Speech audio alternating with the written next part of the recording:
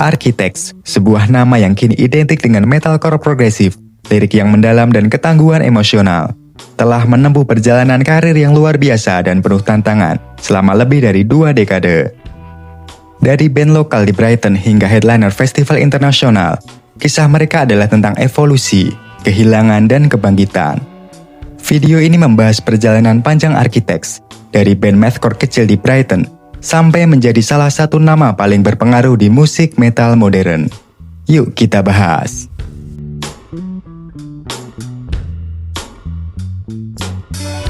Semua dimulai pada tahun 2004 di Brighton, Inggris, berkat 2 bersaudara kembar yang visioner, Dan Sherrill di drum dan Tom Sherrill di gitar.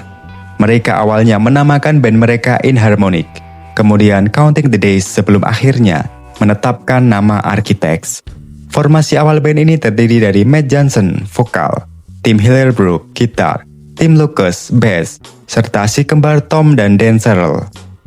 Terinspirasi kuat oleh band-band mathcore teknis seperti The Dillinger Escape Plan.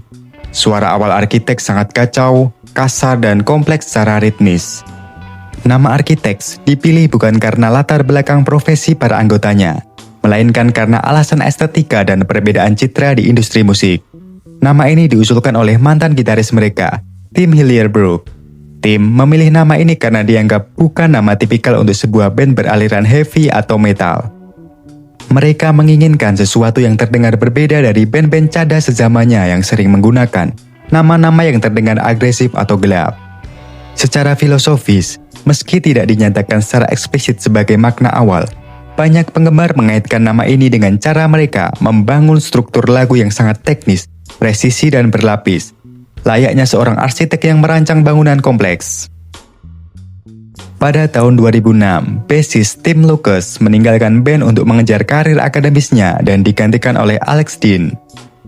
Tak lama setelah merilis album debut mereka, Nightmares, tahun 2006, vokalis Matt Johnson juga hengkang. Pergantian vokalis ini menjadi salah satu momen paling krusial. Sam Carter bergabung pada tahun 2007. Carter, yang sebelumnya adalah seorang drummer, dengan cepat mengambil peran sebagai frontman untuk merekam album kedua, Ruin, pada 2007. Album ini mulai menunjukkan pergeseran dari mathcore murni ke metalcore yang lebih terstruktur.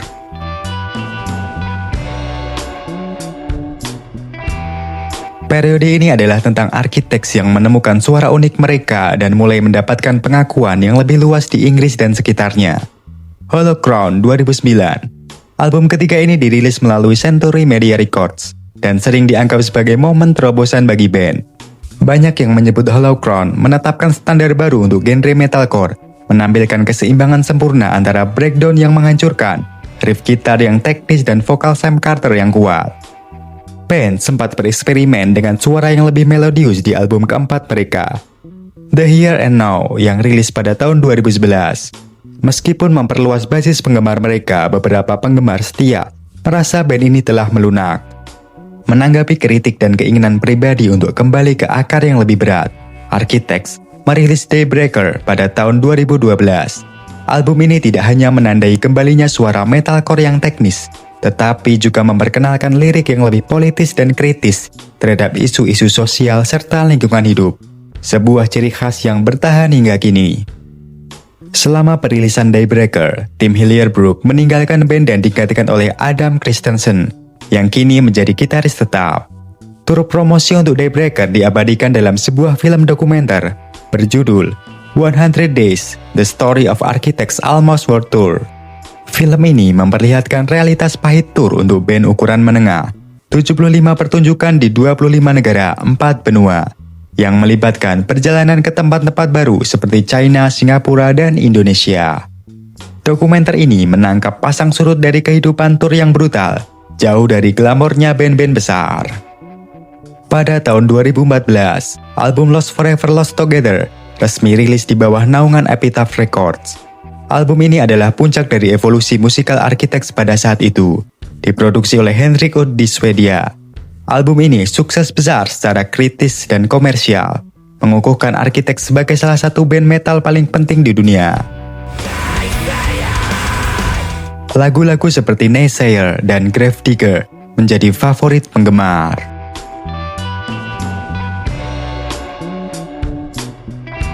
Ini adalah babak paling emosional dalam perjalanan Architects. All Our Gods Have Abandoned Us, 2016. Album ini adalah puncak artistik. Liriknya yang gelap dan kritis terhadap masyarakat, agama, dan lingkungan berpadu dengan aransemen musik yang megah. Sam Carter sering berbicara tentang bagaimana lirik-lirik ini, yang sebagian besar ditulis oleh Tom, adalah tentang perlunya umat manusia untuk lebih mencintai dan peduli sebelum terlambat. Di tengah kesuksesan album ini, band dan penggemar menghadapi kenyataan pahit. Pada Agustus 2016, Tom Searle, otak kreatif di balik Suara Architects, meninggal dunia pada usia 28 tahun setelah 3 tahun berjuang melawan kanker kulit. Saudaranya, Dan Searle, mengumumkan berita memilukan ini dalam sebuah unggahan Facebook yang menyentuh hati. Setelah keraguan apakah band akan bubar, mereka memutuskan untuk melanjutkannya sebagai penghormatan kepada Tom. Album Holy Hell rilis pada tahun 2018. Album ini adalah sebuah karya seni tentang duka dan kehilangan. Sam Carter menjelaskan bahwa lirik album ini adalah ekspresi mentah dari kesedihan, mencoba menemukan perspektif di tengah rasa sakit. Lagu Doomsday adalah lagu terakhir yang dikerjakan Tom sebelum meninggal, menjadikannya single yang sangat istimewa. Josh Middleton dari Sylosis bergabung sebagai gitaris tetap selama periode ini, menggantikan peran Tom.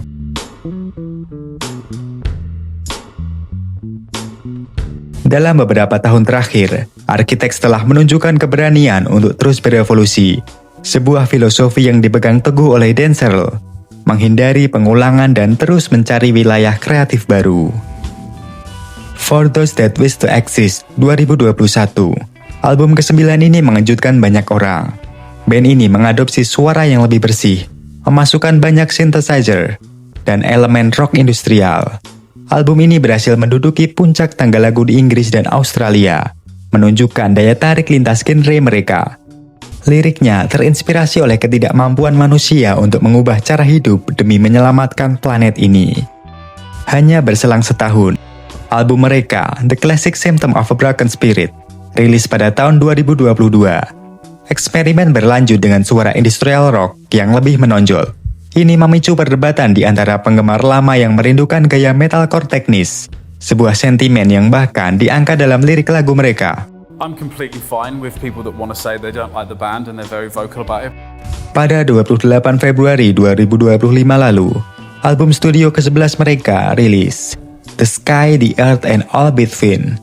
Album ini menampilkan perpaduan intens antara kekuatan metalcore dan melodi rock arena, didukung oleh single-single populer seperti Whiplash, Curse, Seeing Red, dan Black Hole. Album ini diproduksi oleh Jordan Fish, mantan personil Bring Me The Horizon, dan disebut-sebut sebagai mahakarya yang mengkonsolidasikan identitas mereka saat ini.